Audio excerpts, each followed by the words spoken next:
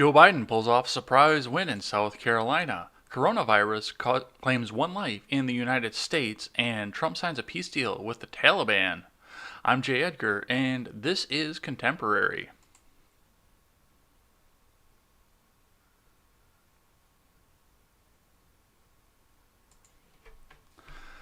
Good morning, and welcome to Contemporary. My name is Jay Edgar.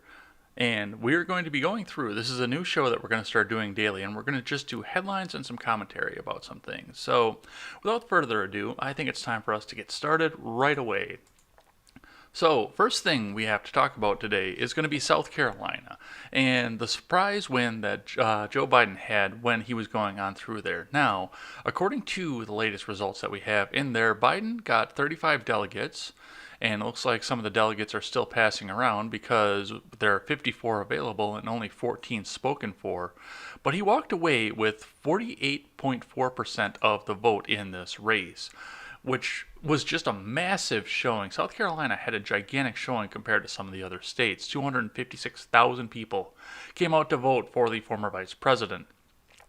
Now, a lot of people were not surprised by the results from this, and to be completely frank, neither was I. This was Joe Biden's focus throughout the beginning of this.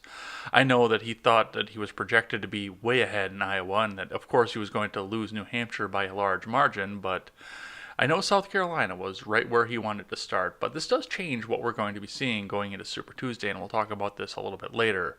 The senator from Vermont, Bernie Sanders, and the still front runner walked away with 13 of the delegates, 19.9% of the vote. That's 105,000 people came out to vote for Senator Sanders. And I don't know, this is really anybody's game. I know that going into this race, a lot of people thought that Biden was done, he should just drop out. And of course, this was a clear path to victory for Senator Sanders. But that really wasn't the case. And we're seeing this right now with the fact that Biden came out ahead. And I was asked earlier on who was going to win on Super Tuesday. Harvey McLeod asked me when I was hanging out in her Twitch channel who I thought was going to win. And I know she's going to be doing a stream talking about some of the things coming in from Super Tuesday. I said right out, and I still stand by what I said, that this is going to be anybody's game on Super Tuesday. Anybody can walk away with this. And I do feel like we're going to see a situation where a lot of people are going to be showing up. And I think every name that's on the ballot is going to take at least one state out of Super Tuesday. Even Warren, who has not taken a state yet and hasn't cracked top 5, I think she's going to walk away with New Hampshire. Or, not New Hampshire, Massachusetts. New Hampshire was a week ago. I apologize for that. So, we'll talk a bit more about that tomorrow when we're actually on Super Tuesday on Contemporary, but that's my projection right now. I think this is anybody's game. What is going to change a few things, though, coming into this, of course, is that we've had some dropouts coming on in from the left side of the field. Of course, immediately after the race, following a very cringy dance, Tom Steyer decided that he didn't want to run for presidency anymore. And a lot of people were getting really, really mad about the fact that he did run for president, and he, of course, they say that he wasted all kinds of money by doing so. One of the top themes that I saw when I started to see and read about Tom Steyer dropping out was the fact that he spent several $1,000,000 that could have been gone and put towards making new jobs, making all kinds of new things, making new products for people to do, or to want to purchase, rather. Sorry, this is a bit early for me, so I do need a bit of practice still. But looking to get new products and new services out there for people to buy, to employ more people, to make more housing for other people. But you also have to understand that the level of money that people are dumping into this race and what people are spending and outspending for. I mean, look at all the money that Hillary Clinton put into the race and what could have been done with that. And Hillary outspent Donald Trump 2-1. Is that wasted campaign? I'm sure that a lot of people that are complaining about Steyer are not complaining about Hillary Clinton because, of course, she was the one to stand up and take down the Donald. But, I mean, think about that for just a second. How much more good could have been done with that money if Hillary had just dropped out or stopped spending or done something where she knew that she was going to lose? How much of that money is wasted given the fact that she didn't win? Or is it a difference because she was the front runner, the lead, the person that was nominated, and the person that they stole the nomination for from Bernie Sanders. Is this the same thing? Is this apples and oranges? Am I way off base here? Somebody let me know in the comment section, or while you're yelling at your radio going down the road if you're choosing to take this over on your audio platforms. But let's check out one of the headlines I've got here. Trump mocked Steyer after the Democratic billionaire drops out. This is from Fox Business. Let's see what they've got to say.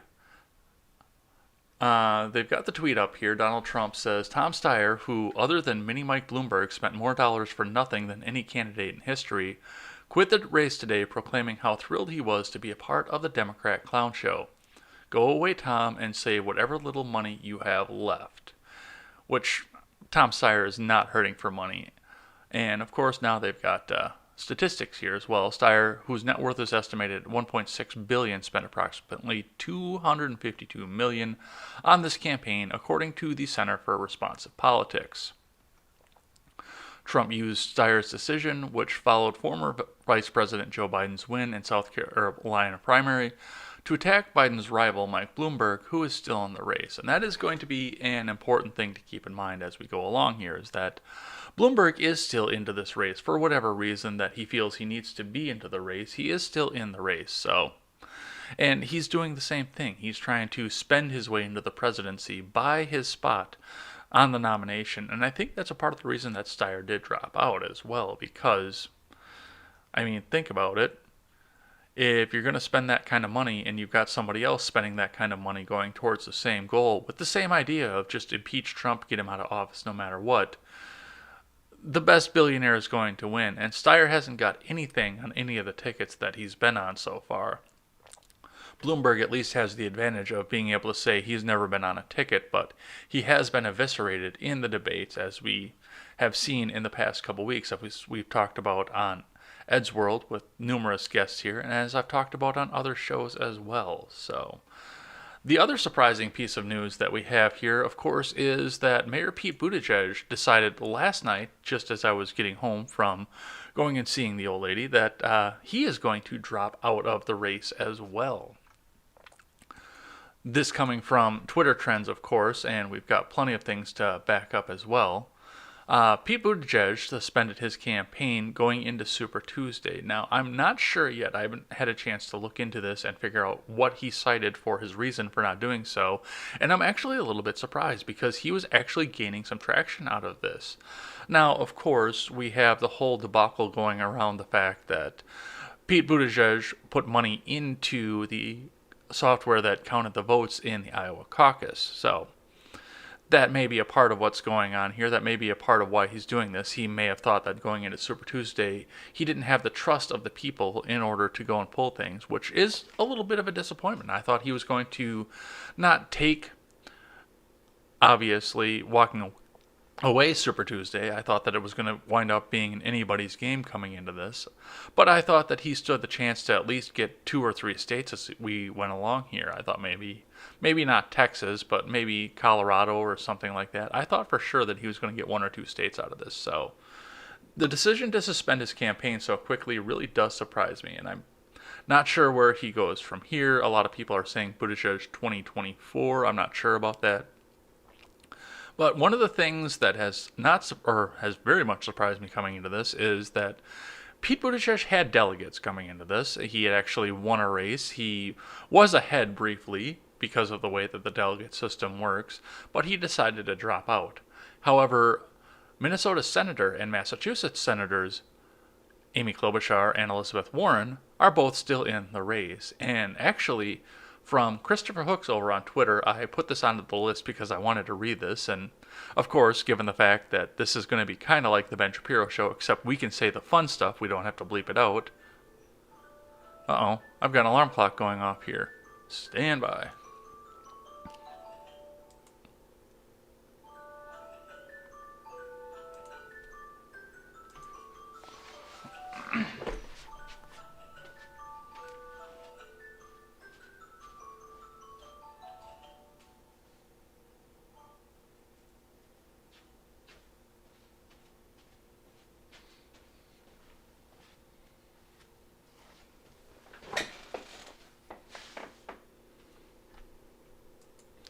Always something on that first date, folks. I apologize for that. Anyway, so I've got this tab up here. I've got some headlines in front of me, and one of the things that I noticed off of this here was with Klobuchar, Christopher Hooks had a nice retort going to Klobuchar, and I'm not sure who she is. I actually found this in the trending tab here. But 13 hours ago, Amy Klobuchar tweets out, Pete Buttigieg has run an inspiring and historic campaign. I have so much respect for you, Pete Buttigieg, and I know there are great things ahead. Both John and I are big fans of Chasen, which, of course, she's not a big fan of Pete, but she is a big fan of Pete's husband, so that's a little bit of an interesting slap. And, of course, Christopher Hooks hit it right on the head and said, is this Minnesota nice for get fucked? Which, given the fact that I grew up right on the Minnesota border, I will say for Minnesota that yes, that is Minnesota nice for get fucked. That's hilarious. Thank you, Christopher Hooks, for that. And he's a blue check, and I still have no idea who he is, but I still find that absolutely hilarious. Anyway, that's what we're going to see coming out of the election before we go into Super Tuesday, and we'll have some updates tomorrow as we see how things shift and how the polls have shifted going into Super Tuesday. I'm sure Real Clear Politics will have some polling out before then, at least I hope. I know some of the Super Tuesday states are kind of slow on polling, so it'll be hit or miss, but it would be interesting to see how the Vegas odd makers have changed things and essentially how the polls that do come out are going to aggregate into this.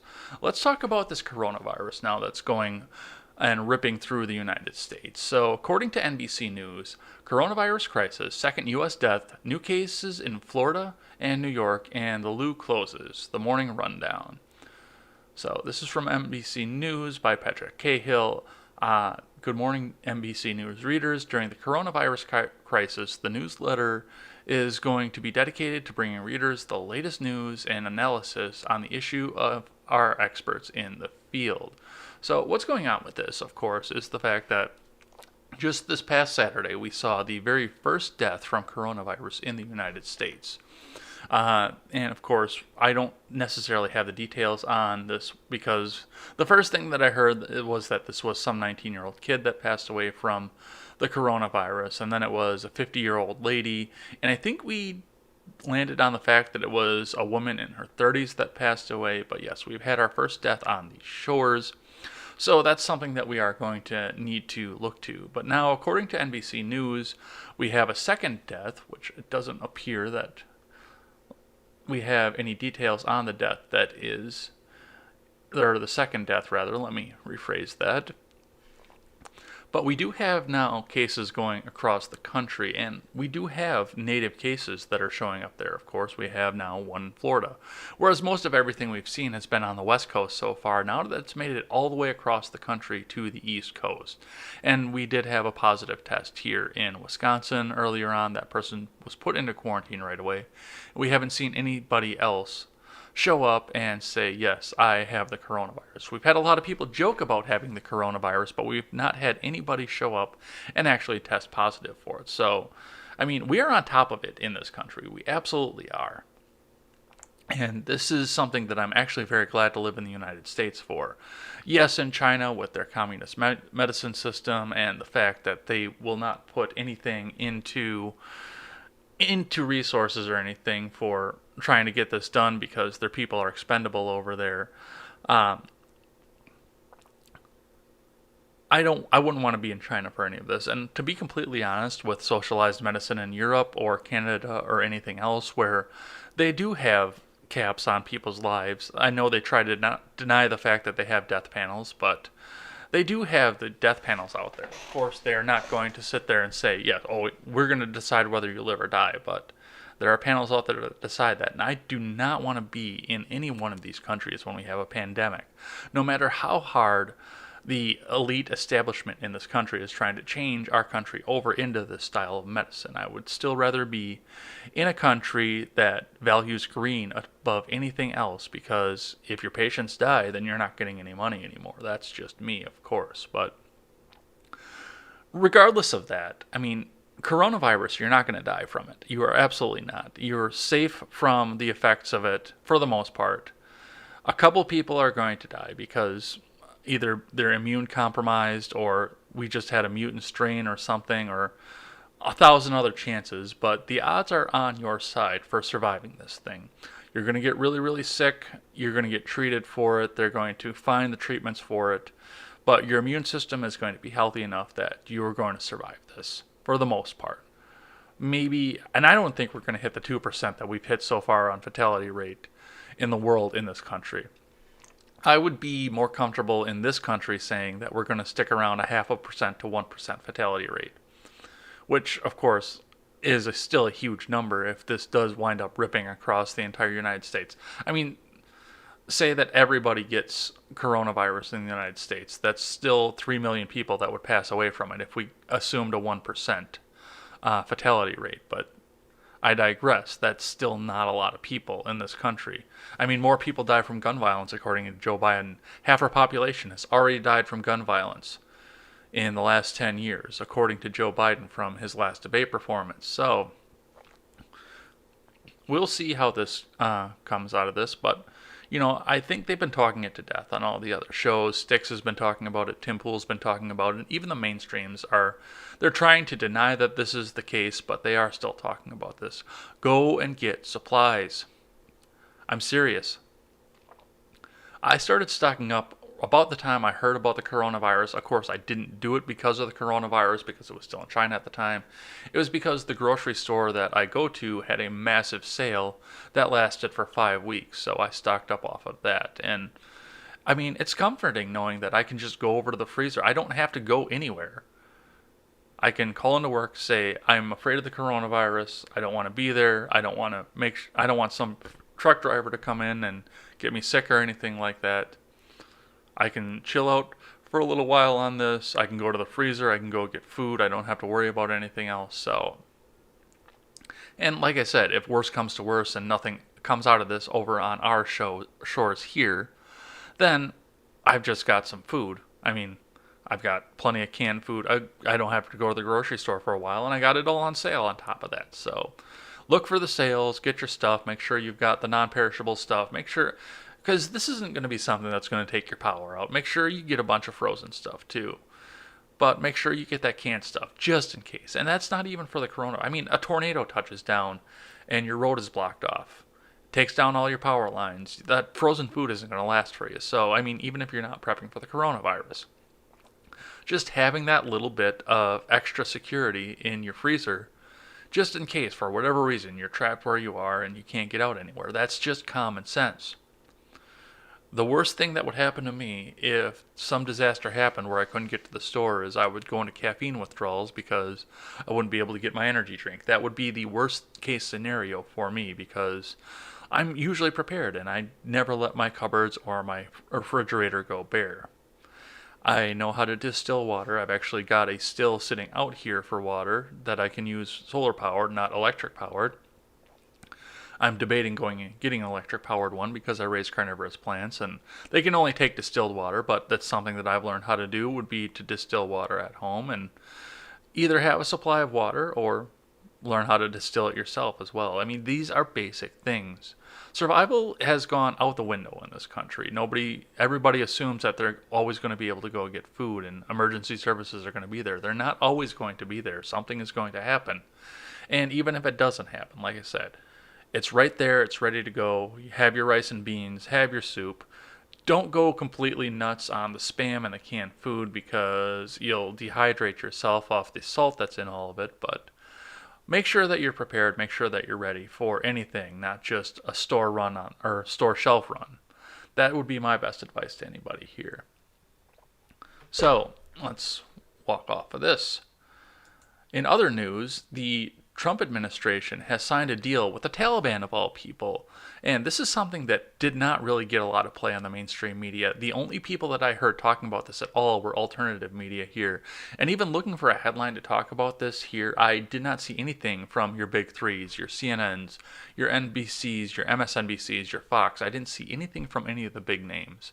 But according to Military Times, from Howard Altman, Matthew Lee, Kathy Gannon, all U.S. troops to leave Afghanistan in 14 months if the Taliban meets commitments of peace deal. So This is going to be another campaign promise that the Trump administration has put forward and has seen vindication for. I know that there was a lot of talk about when we saw the Syria thing, we were going to be going to war, or when we dropped the mother of all bombs over, where did we drop that? We've had so much news cycle in there. I remember the fact that we dropped the mother of all bombs, but I don't necessarily remember where we dropped it.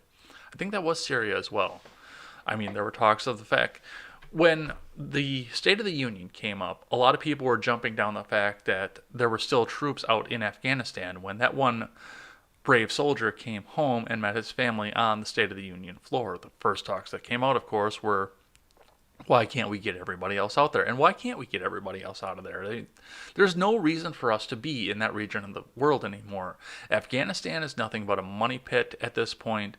And, I mean, Bush said that, yeah, I'm going to get all the troops out of here before my term ends. And you never trust a Bush when he's going to say something like that. And Obama said, I'm going to pull all the troops out of Afghanistan because we don't need them anymore. And he bolstered the presence that we had in Afghanistan. So, and of course, we looked through the last 3 years of the Trump administration, and he said that he was going to get all the troops out of the Middle East and out of Afghanistan. And we hadn't seen much. He hasn't really been bolstering them too much other than throwing people out there to replace people that were coming home. But for the most part, he was maintaining the status quo out there. But, I mean, if this actually goes forward, this is going to be huge because this is going to be a campaign promise that was kept. And that's something that we need to do much, much more of in this country. So, Godspeed with the troops. I do hope that the Taliban holds up their end of the deal. I know that's going to be on shaky ground itself, but it appears that they're going to be here. I know that I was listening to... The reason I heard about the story was I was listening to Tim Pool in the truck last night, and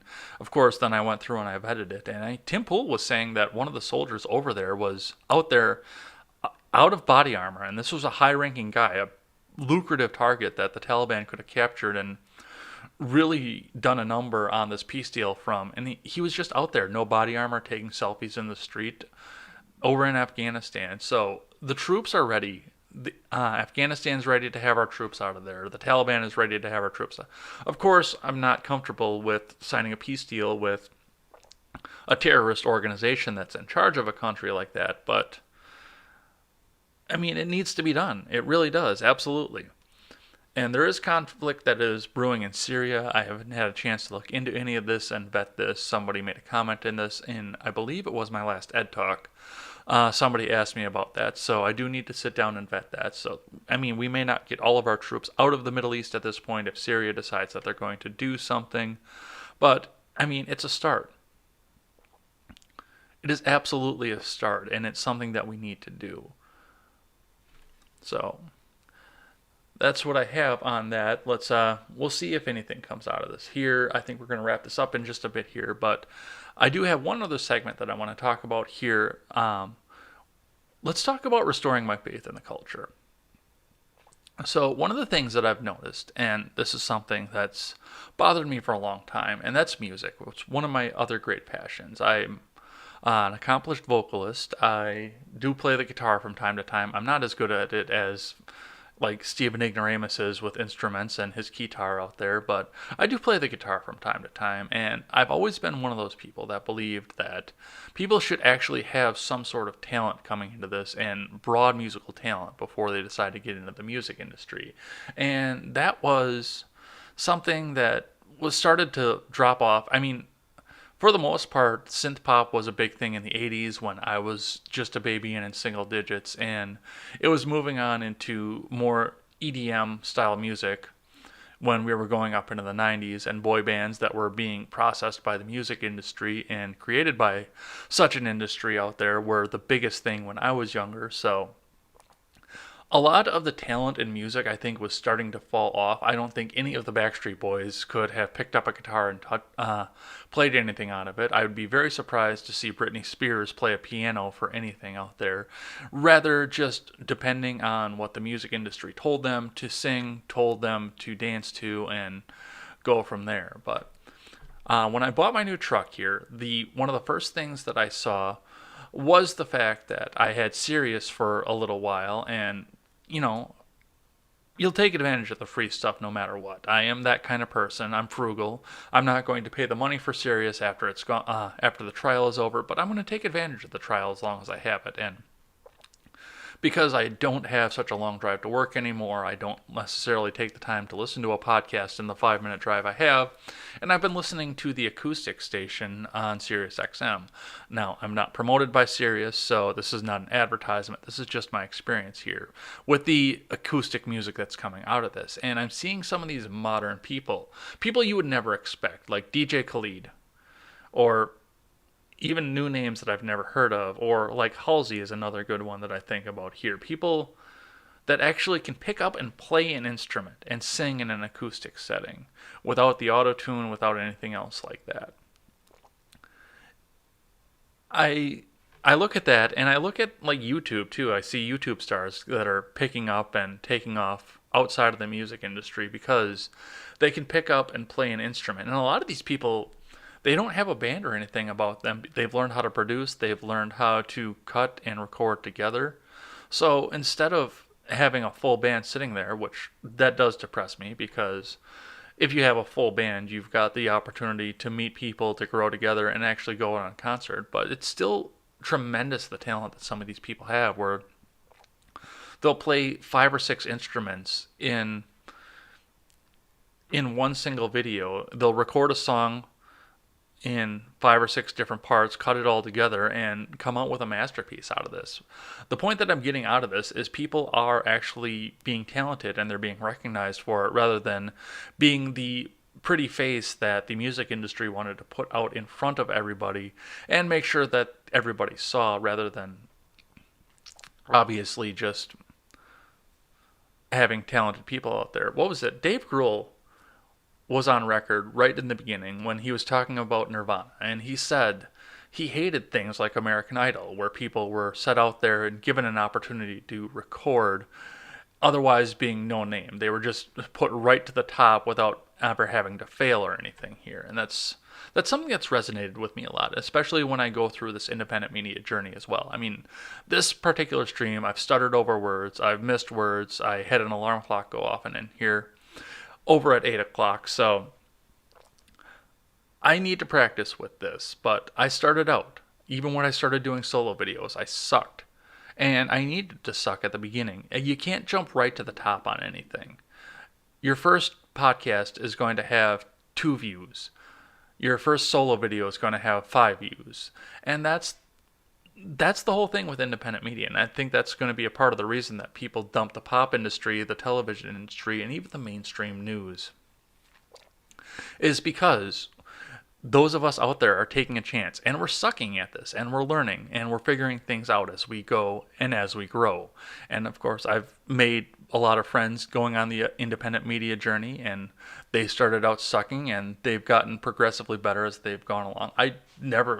Looking at Stephen Ignoramus's first stream, I could never believe that he'd be where he is today. And he is amazing at what he does, and I'm very, very glad that I get the chance to call him a friend, to have him on my live streams, to watch some of his live streams every once in a while, and to be able to watch his journey grow. The common people are getting out there, they're practicing, and they're bypassing the recycled garbage that we've been seeing out of the mainstream media for a very, very long time. And that restores my faith in humanity. And with that, I think we're going to close this show. We will be back here later on tonight with Jessica Green on Ed's World, so come back for an additional 2 hours and check us out. Otherwise, we will be back here tomorrow with another episode of Contemporary, so go ahead and check that out. Once again, I am Jay Edgar, and this is Contemporary.